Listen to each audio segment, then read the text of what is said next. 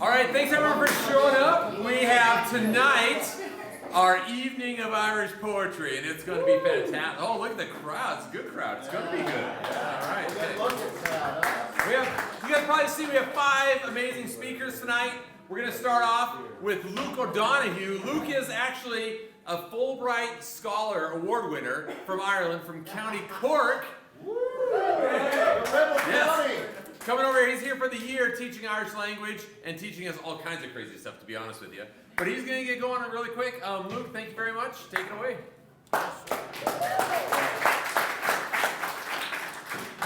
Okay, well, I'll try not to do too long an introduction in case Miles removes me before I finish.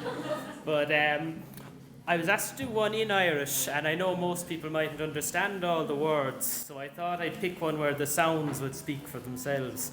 So this is an old one from about 1780, and it's a comedic one called Court an Bheon Líche, or The Midnight Court. So the whole thing is about 1,000 lines, but we won't get through. We'll do the very start of it, and there's a natural break in it, so okay? And the poet gets a bit scared towards the end because this evil giant shows up, so I'll try to get a bit faster towards the end to get that panic in there, okay? Anyway. Buchanna mé siúl le ciúis na hawn bhain se góras an drúca traum. In accan na ghuilthe gwym an lé gan varig gan wheel híl sin lé. The Gaelach mo crín or chiang och grena, an talibus an tír is ir na spére, tangvach even sieve na sléte ag bagart a gíng har gríme chéle.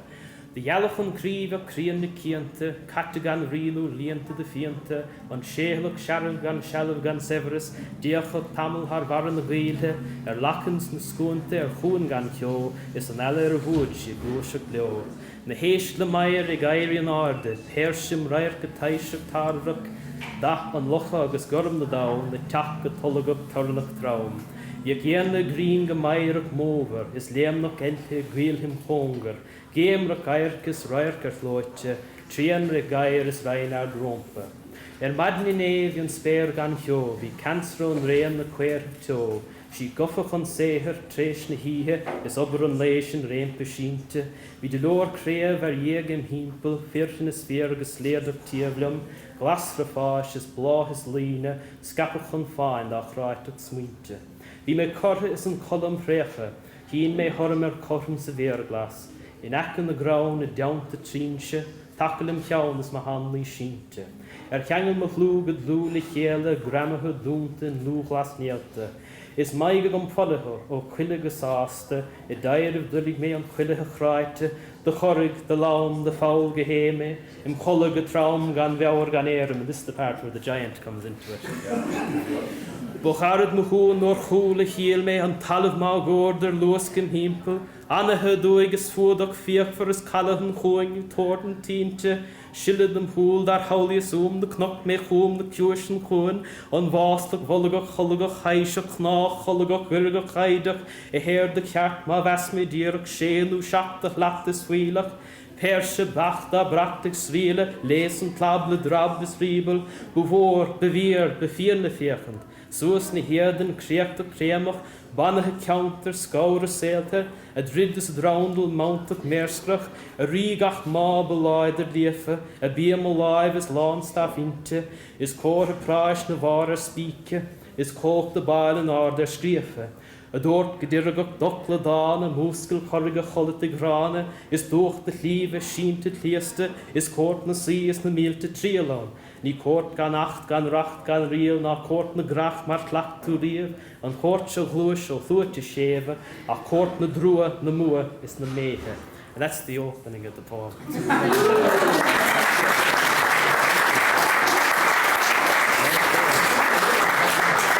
I hope I didn't go through that too quickly. No, okay, well, I'm all right for now. Yeah, that's my part. Excellent, thanks, Luke. Thank you.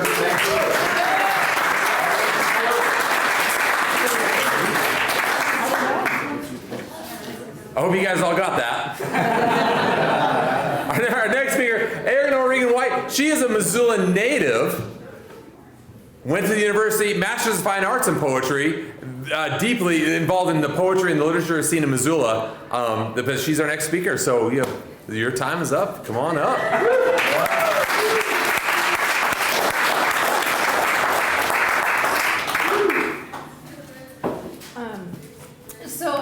When I was getting my MFA at the university, I took Irish from Eilish and another Fulbright who was here named Dara O'Keefe. And Dara and I put on a poetry night similar to this a couple years ago, and so Eilish reached out to me and asked if I would be willing to do it again. So I will read, or I'll recite two poems for you by Nuala na Chawnal, who is a contemporary Irish poet, and I'll recite them. She writes only in Irish, and then I'll read you the English translations to go along with it. So if you don't speak Irish, you can enjoy kind of the rhythm and cadence and sound as you just heard. And if you do speak Irish, please forgive me. We'll see how much of what Gaelach and Dara and Eilish, how much of their work has stuck with me over the years. So this the first poem is called Ceis na Tongan, which means the language question. Ceis na Tongan. Chuir me jochas sná bhí me líon tangan. Fui mar a lag fan níanaan na gléamhan na bheith a fitte fruite de cheoga Philistrum. Is bitumíon agus pic bheith cuimachta léna chán. An san é a lag a sias. I meas na neolcach is chuig an na man si le taobh na hain. Féhin neadaríis cadurig an stuthe.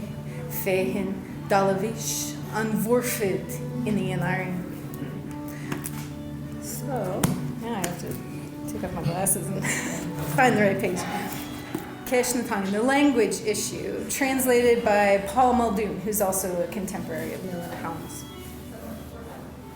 I place my hope on the water in this little boat of the language, the way a body might put an infant in a basket of intertwined iris leaves, its underside proofed with bitumen and pitch, and then set the whole thing down amidst the sedge and bulrushes by the edge of a river, only to have it borne hither and thither, not knowing where it might end up, in the lap, perhaps, of some pharaoh's daughter. So I wanted to share that poem because it sort of captures her relationship with the Irish language. So Nuala na Chawnal is Irish. Her parents are Irish, but she was raised for the first 5 years of her life in England, and then her parents sent her back to live with an auntie in one of the Gaelachs.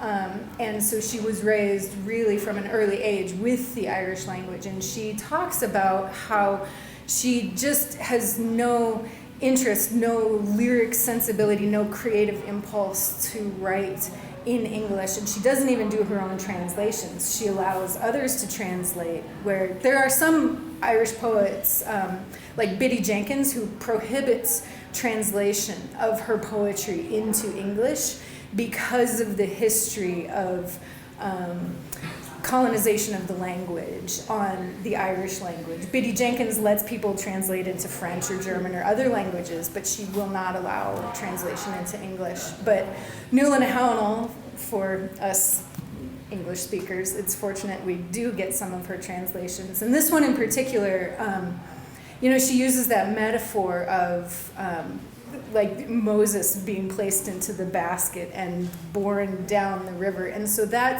she's expressing kind of her feeling about sending Irish language out into the world to be kind of carried off. And she doesn't necessarily know where it's going to end up, but she's spoken about how she's afraid that she will outlive the language.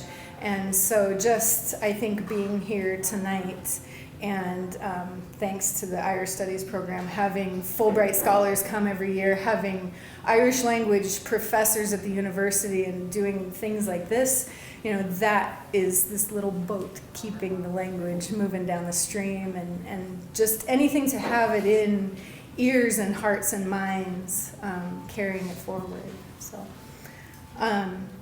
So I'll do one more from her, and then I'll do a time check and see where I'm at, and we'll find out what else we can do.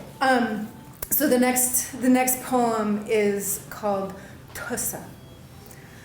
Is Tusa, pe hufein, an forein, a chur ha clúis leistakt beler, the van inch to scale, a hug na kosale egen olachir an hacha. Your huggemer fein an Sauerling, no an gira, your heimer boordelinga America, no glor gar vortun. Wel gele is schlie bich, ins natuur het jo harlar. Your jaimer, de var na gnok, happelade alingdoof. Your liamer fein, gaan quering, is an ihe krishna. Ni lu na mar vi tintaknav, is an air gashev, hev na grene. Adering vi an arga vor at bronach, adering vi na knok, is na schleeft, na kasound, a hele. So, tusa. Tusa is the emphatic form of you in Irish. So the translator is Aine Nachulanahan, and she translates tusa as you are for the title. Whoever you are the real thing, the witness who might lend an ear to a woman with a story barely escaped with her life from the place of battle. Spring, the sweet spring, was not sweet for us, nor winter neither. We never stepped aboard a ship together bound for America to seek our fortune. We never shared those hot foreign lands. We did not fly over the high hills riding the fine black stallion or lie under the hazel branches as the night froze about us. No more than we lit bonfires of celebration or blew the horn on the mountainside. Between us welled the ocean waves of grief. Between us, the mountains were forbidding and the roads long with no turning. So that poem, Nuala Nathaniel says that in an ideal world, her perfect audience for that poem would be someone who speaks Irish and she doesn't have to explain the allusions to, because you can hear kind of in the original it goes nyor, nyor, nyor, nyor, hugamer fein, nyor, chaimer, etc. And it's like these repetition of lines from old Irish folk songs and stories, and I think there's even some cartoons from her growing up and things like that. So she took all of these lines from classic stories, and then she turned them on their head.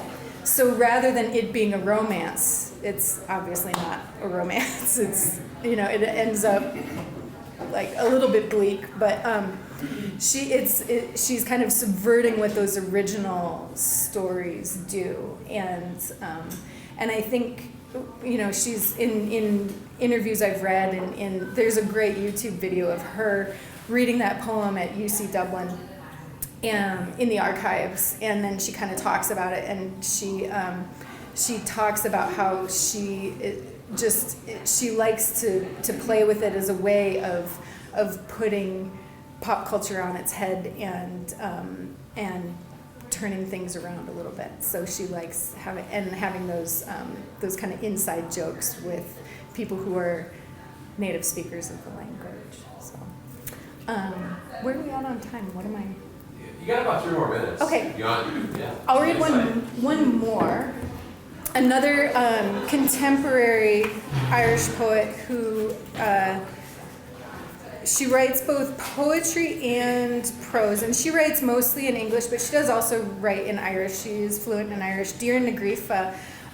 She had a work of nonfiction a couple years ago that was based on her research into the Cína Airt O'Leary, which is the Keen for Art O'Leary, which is like the most famous of the Irish laments. And she also has some lovely collections of poetry. This poem has both an epigraph and a definition at the front, so I'll read you those and I'll explain a little bit. And the poem is called A Jaw Ajar, and the epigraph is by Sean O'Riordan, and it's in Irish. ke cheangail ceangail aing a cheanga shalom. And the definition is cur a Gael, and that means a pretense or a masquerade. So that'll come in handy at the last line.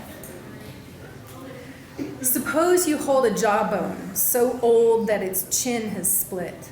Suppose the professor explains derelict workhouse, famine era, a mass grave. In his fist, a broken grin. He says, generous selection of fragments. Says, incremental dentine collagen analysis. For him, you must say when starvation sets in. So hold the bone, 2 neat halves, 1 in each hand. Bring them together and see it, full, skinned, a stubbled cheek, a cheek once patted, kissed, hit, a mouth that knew the speech and spit of one warm tongue. Lift it to your ear, try to lure a voice from elsewhere, spoken or sung.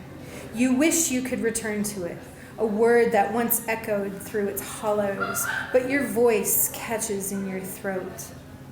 Suppose the professor smiles. A fine specimen, this mandible. What would you call it in Gaelic? You stutter, trying to say Curran Gael, but your split tongue fails, and the only sound you make is Cur a Gael.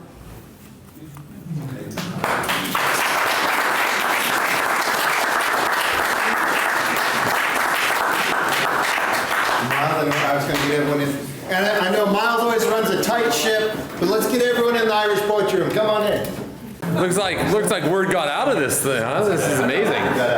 All right, our next speaker, that's fantastic, holy cow. Our next speaker, we are lucky, I don't know how special we are here in Missoula, how lucky we have it, that we have a reputation back in Ireland that they are able to send Fulbright scholars over. You met Luke earlier, right? Yeah. Missoula gets 2 Fulbright scholars because of the history, the culture, the reputation of the people in the room. You guys support this. We also have Aine Humphreys, who is another Fulbright scholar, teacher back home in Ireland, from Limerick, and she's going to be our next speaker. Aine is probably I'm a poetry neophyte for sure, but the first thing I learned in poetry was there was a limerick and you could rhyme, and I would say besides words that rhyme with Nantucket, this is the best thing to ever come out of Limerick. So come on up, Aine.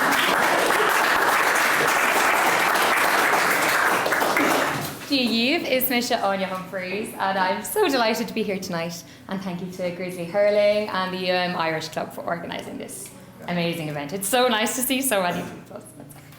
I have chosen to read a poem by Alva Ní Gaelbhig from County Kerry in Ireland, and I was fortunate to have Alva as my professor, my Irish professor, when I was studying in UCC. So she's not only a fabulous person, but she's also an amazing poet. So she's read all over the world, New York, Paris, Montreal, Berlin, and a little closer to home in Ballyferriter in County Kerry. So the poem I will read for you tonight, Filla Erin Gahar, or City Bound, it was chosen as Ireland's EU presidency poem in 2013, and it was shortlisted in 2015 for RTE's A Poem for Ireland.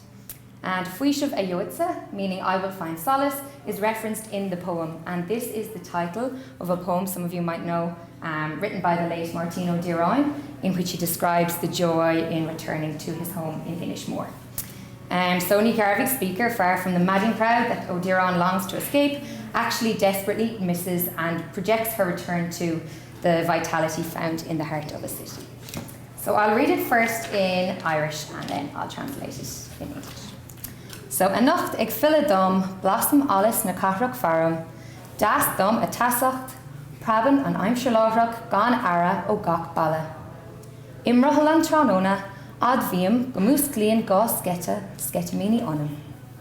Is fear knock eater lena grena, I varshing spera, kakan an iha, idir furganiv arda gan rawa, ac lassen seal neon, queenie chohiach the machri.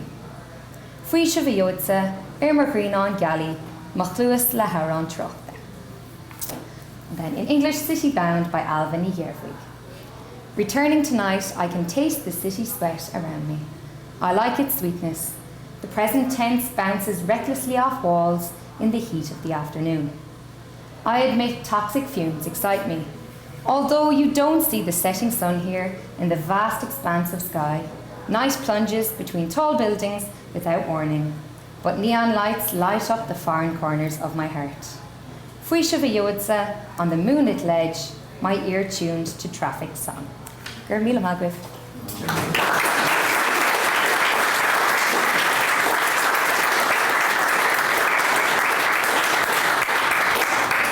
Oh, moving right along. Our next speaker, James J., was actually a graduate of the program, then took his life to Flagstaff, Arizona, built a life, a family around there, and you know where he ended back up? We were talking pretty highly about it earlier, Missoula, Montana, right? And we are lucky enough, we called him the hurler of the year, the newcomer of the year. Like, we were lucky enough to have him back in Missoula, heavily into the literature scene in Arizona, back in Missoula. Thank you so much, James J. There you go.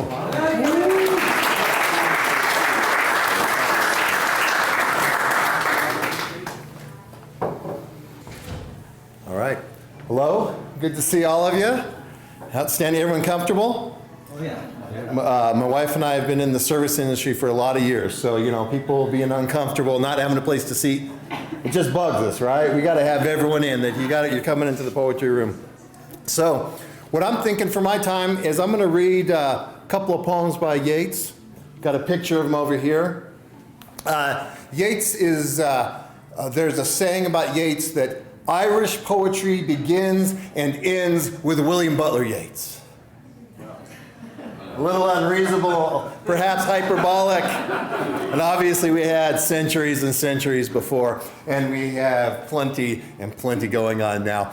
But Yeats was absolutely important as far as he's born in 1865. He lived in 1939 through a lot of obviously troubled, difficult times, and was both a leader culturally, as humanitarian.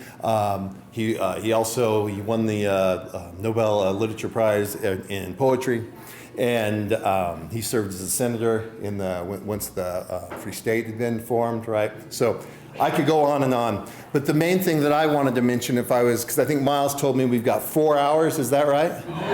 No, it's not. We're efficient today, because we're going to have this nice reading, and then we're going to have a lovely auction fundraiser, and it's going to be a blast.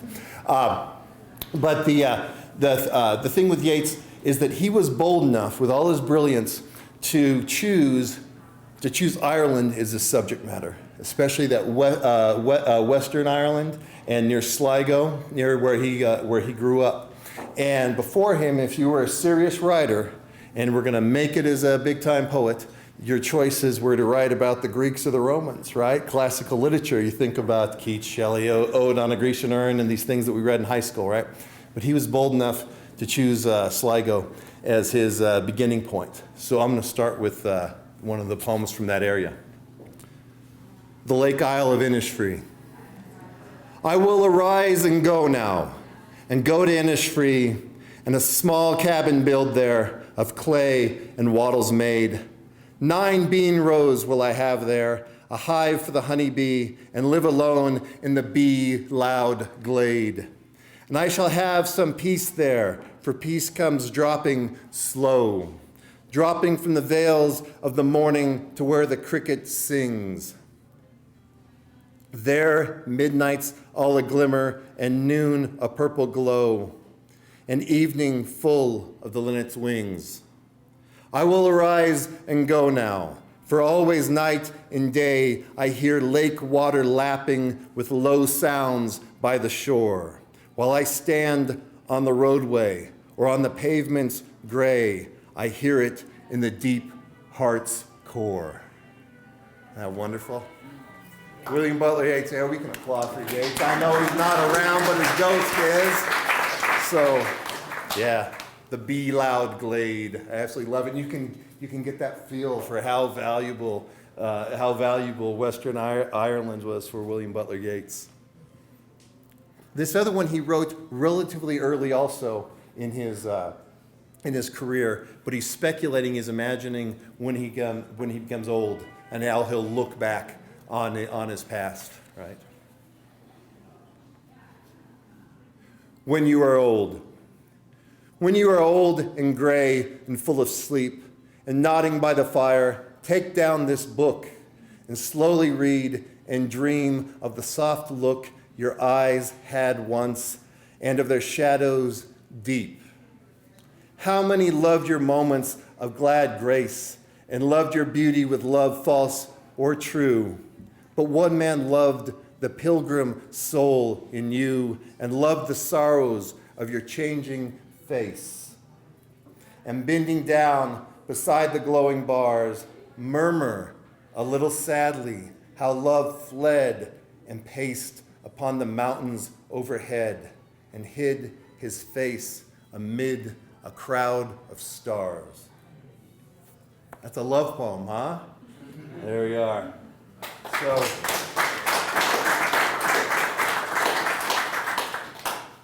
William Butler Yeats. So Irish poetry begins and ends with Yeats, yes?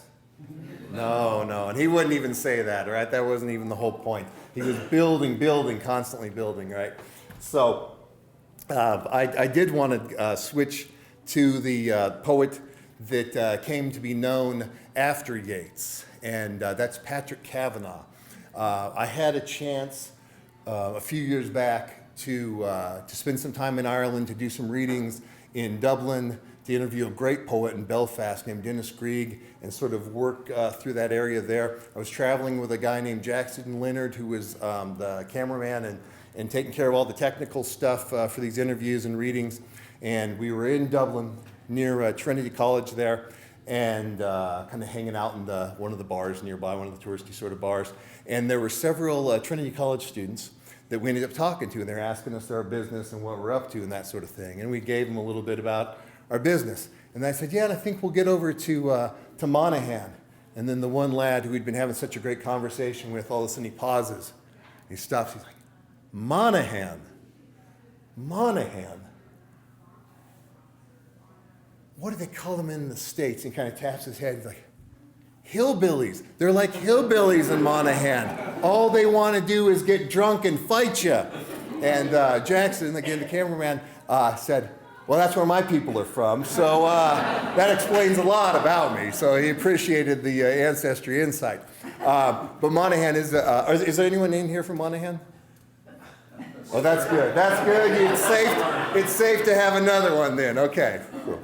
I should check here a little bit before. I'm glad you're by the exit, just in case. But yeah, Monaghan. So Kavanagh was started out in Monaghan as a cobbler, shoemaker. By his own admission, he was terrible at making shoes. I don't know if he put holes in the bottom of the soles or what it was, but he said he was awful and he hated it. So he did that, and he was a rough life as a farmer. In his mid-30s, he decided, I'm going to Dublin and I'm going to make it as a writer. And again, this would be like if someone who was a great theater person, they decided, I think I'm going to go star in Hollywood movies. And they went to Hollywood, and they made it, right? So he made it. The Irish Times had the top 100 poems for the 20th century. They ran that in 2003. And they had their readers vote on what their favorite 100 Irish poems are.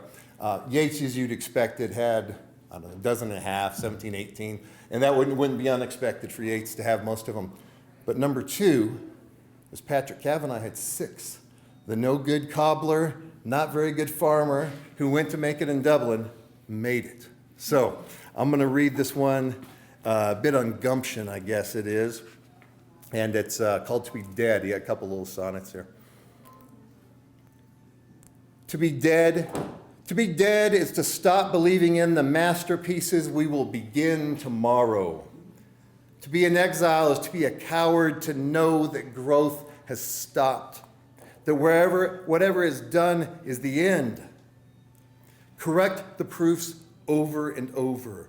Rewrite old poems again and again. Tell lies to yourself about your achievement. 10 printed books on the shelves, although you know that no one loves you for what you've done, but for what you might do. And you perhaps take up religion bitterly, which you laughed at in your youth. Well, not actually laughed, but it wasn't your kind of truth. Patrick Kavanagh there. Yeah, I dig him. He's all right. I love that, though. though you know that no one loves you for what you've done. No one loves you for your goal that you scored and won the McEnany in 2004, right, Derek? It's for what he's going to do in 2025, right? A little cynical, perhaps, right? We all feel love. We know from that last Yeats love poem for all our lives, right? But I love that idea. There's a certain mindset, right? You got to talk yourself up for the next one. So here's the next one. Epic. And again, I think you can really feel that sort of fight, right, that Kavanaugh had and where he came from. This is another one, epic, another sonnet by him. I have lived in important places. He just says it, right?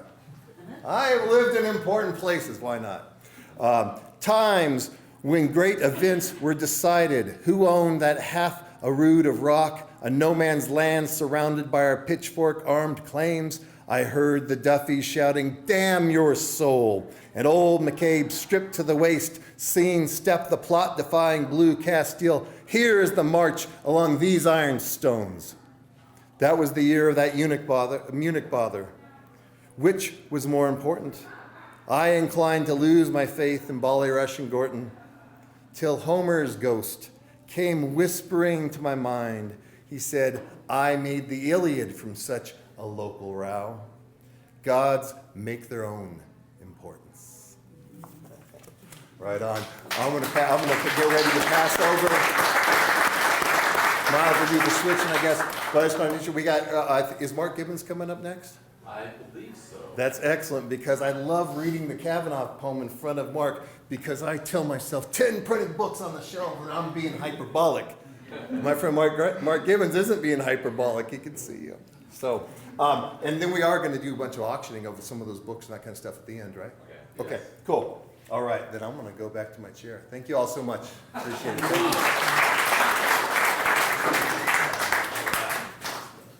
I was kind of looking forward to this, but I had no clue those guys were going to be all so good. Like, every time I hear Mark Gibbons, you guys probably know this name. Every time I've heard him speak, I've totally enjoyed it. But man, Luke and James and Erin and Aine, they were freaking good tonight. So hey, you got your workout for you, buddy. Mark is also like a native of Alberton, if I'm correct, right down the road.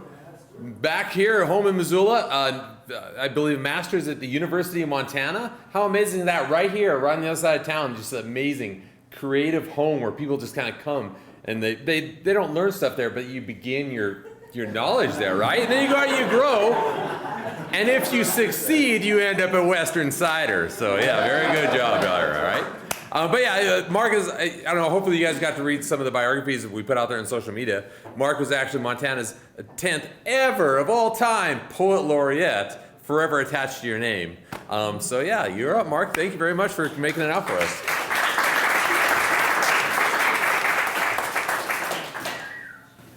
Well, I don't know about all that. Oh, shit, pardon me. I forgot to dig this paper out, so I got a couple of papers. The beauty at this, God damn it, I'm sorry, is that I thought, Miles had the big hook, and, it was going to be like 7:15. It was like, we got to be done by 7:30 and things like that. Shit, there's lots of time. So what I did was I planned to just not do any of this rattling on, but just read. Just do about 5 poems and just get the hell out of stage, and then let us go off with this and visit. And if you have questions or anything like that for any of this at the end, feel free. We might be able to some kind of an answer. But anyway,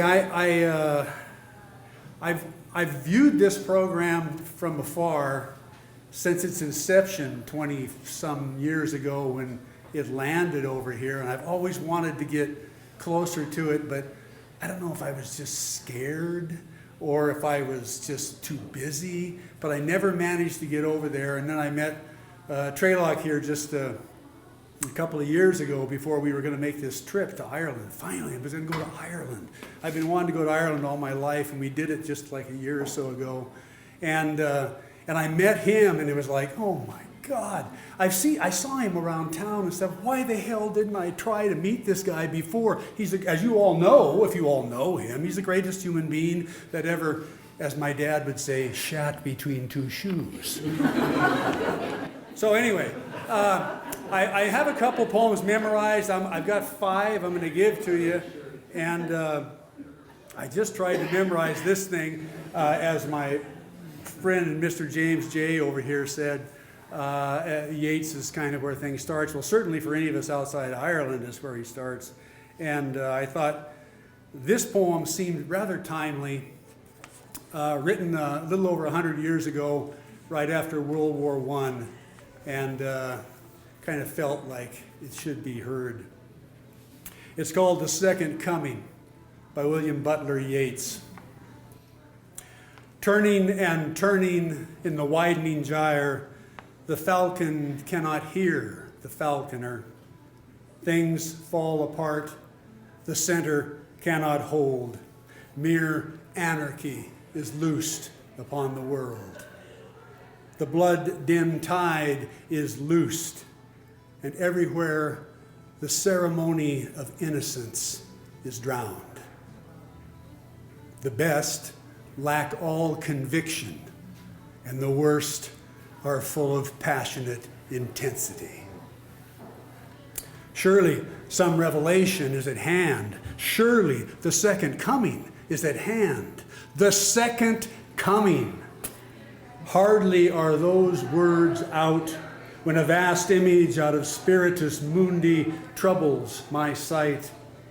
Somewhere in sands of the desert, a shape with lion body and the head of a man, a gaze blank and pitiless as the sun is moving its slow thighs, while all about it, real shadows of the indignant desert birds.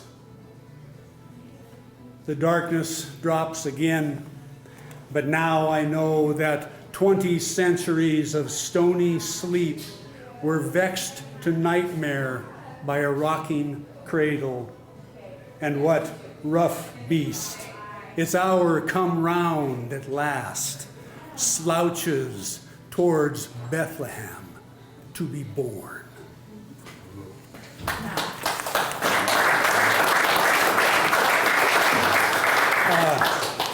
And then I wanted to read a poem by Evan Boland. She was the first woman Irish poet that I experienced and read, and I immediately fell in love with her. And this is one poem that I particularly enjoy, so I thought I'd read this. It's called Anne Soul. My mother died one summer, the wettest in the records of the state. Crops rotted in the west, checked tablecloths dissolved in back gardens, empty deck chairs collected rain. As I took my way to her through traffic, through lilacs dripping blackly behind houses and on curbsides, to pay her the last tribute of a daughter, I thought of something I remembered I heard once, that the body is, or is said to be, almost all water. And as I turn southward, that ours is a city of it, one in which every single day the elements begin a journey towards each other that will never, given our weather, fail. The ocean visible in the edges cut by it, cloud color reaching into air, the Liffey storing one and summoning the other, salt greeting the lack of it at the north wall, and as if that wasn't enough, all of it ending up almost every evening inside our speech. Coast, canal, ocean, river, stream, and now mother. And I drove on, and although the mind is unreliable in grief, at the next cloudburst, it almost seemed they could be shades of each other. the way the body is of every one of them, and now they were on the move again. Fog into mist, mist into sea spray, and both into the oily glaze that lay on the railings of the house she was dying in as I went inside. So,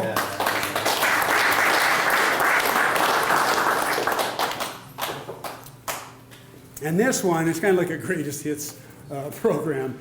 This one is an old Seamus Heaney poem. The first one I probably read. And I chose 4 or 5 others and then finally decided, no, I'm just gonna do this one. Maybe some of you have heard it a million times, but maybe some of you have never heard it, which is great. But it's a poem that he wrote in the 60s, so it's like, damn near 60 years old, this poem. It's called Digging. And it reminds me of my grandfather. Between my finger and thumb, the squat pin rests snug as a gun. Under my window, a clean, rasping sound when the spade sinks into gravelly ground. My father digging. I look down till his straining rump among the flower beds bends low, comes up 20 years away, stooping in rhythm through potato drills where he was digging. The coarse boot nestled on the lug, the shaft against the inside knee was levered firmly. He rooted out tall tops, buried the bright edge deep to scatter new potatoes that we picked, loving their cool hardness in our hands. By God, the old man could handle a spade, just like his old man. My grandfather cut more turf in a day than any other man on Toner's bog. Once I carried him milk in a bottle corked sloppily with paper. He straightened up to drink it, then fell right away to nicking and slicing neatly, heaving sods over his shoulder, going down and down for the good turf, digging. The cold smell of potato mold, the squelch and slap of soggy peat, the curt cuts of an edge through living roots awakens in my head.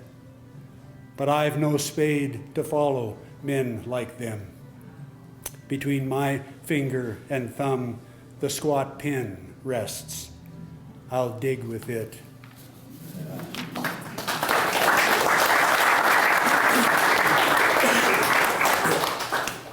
So,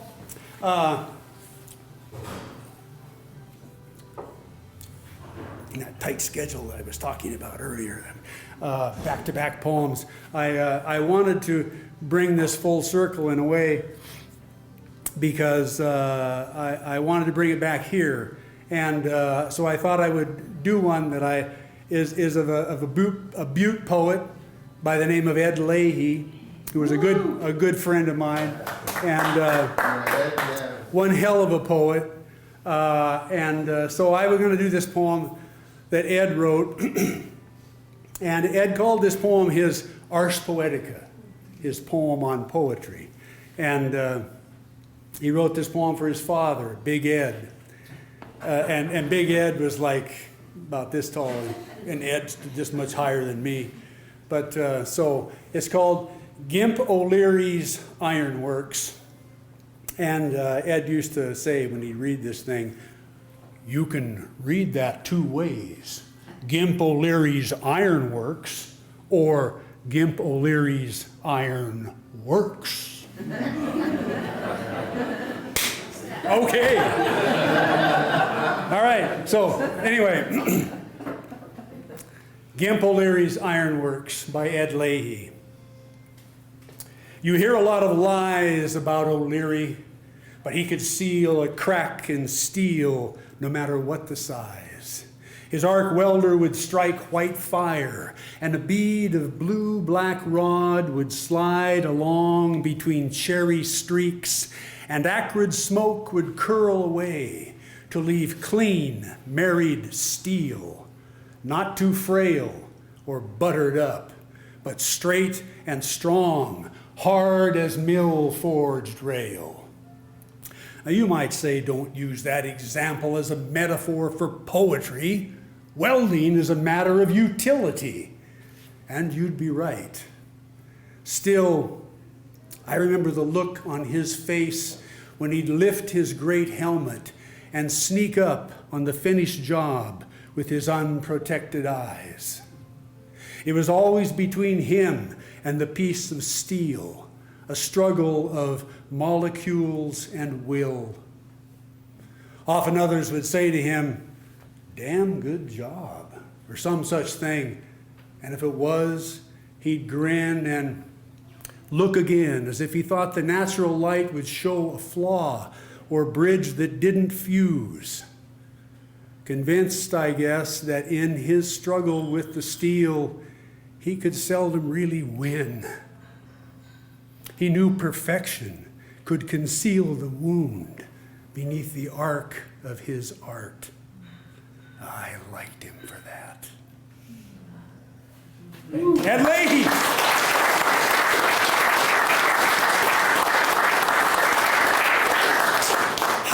time to spare. All right. So, and then I thought I'm going to do one out of my catalog simply because I'm Irish, for Christ's sake. And we had Ed, and so now I'm going to finish with this. And it kind of comes back around to what Luke did in the beginning. It's a rhymer. It sure as hell ain't Irish, but it's kind of one of those poems that we all grew up on, a poem of verse and rhyme. And I wrote the poem, and this is the other reason. I wrote the poem for a couple of friends of mine, James and Allie J. I'm going to get verklempt, pardon me. And so outside of that, here's the poem. It's called Melodious Blues for James and Allie. Let language play its tricks. Don't bore us with your hands. Don't rattle on about what you know. Don't try to understand Patrick Kavanagh or Leonard Cohen. Don't fret about their rhymes. They inherited a lyric deck of hearts, jokers, clubs, signs that spades beguile the natty bastards who deal diamonds and hold the cards. Let's sing of taters, scabs, and heather, tongues hungry for love and words. And if you're with me, you must be a poet. If you're with me, you're along for the ride. You don't have to agree with Pat or me, but from Leonard you cannot hide. Everybody knows his dice are loaded. The bleeding cracks just let light in. Like birds on a wire outside his tower, all we can do is sing till the end. And we know nothing, so we fake it. We make it up as we go along. And if we're lucky, there's a piano playing in our heart when we sing our song. And we know nothing, so we fake it. We make it up as we go along. And if we're lucky, there's a piano playing in our heart when we sing our song.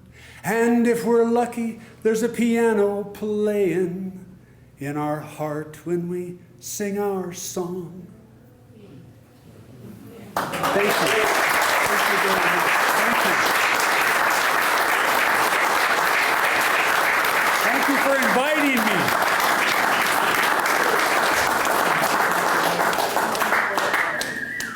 Excellent. Boy, what about intimate setting? The heat is incredible in here, right? You guys are fantastic. That was a whole lot of information, a whole lot of entertainment, all fire hose at us at once. Now we have time to kind of shoot the bull and ask questions, and we can move out into the coolness. I would be remiss if I forgot to introduce our great friend. This is the one and only St. Patrick. He is about 100 years old. He was saved out of an old church in Anaconda many years ago, and he has become the I would like to call them the Patrons. the patron saint of the Grizzly Hurling and now the Irish Club team. We are the only organization that follows our mascot and leads by what he teaches us, right? It's kind of crazy here. But yes, you were right. We should have gotten a bigger setting. And we will do that next time, yeah. But thank you all for coming. Have fun tonight. Ask some questions. Stick around. Well done, everybody else. Here very shortly, we do have some great prizes. We're going to use this as a fundraiser for all the good work that the Grizzly Hurling Club does. They're going to Nationals next weekend. And the Irish Club are getting going. So thank you all for coming. It's super appreciated. Thank you.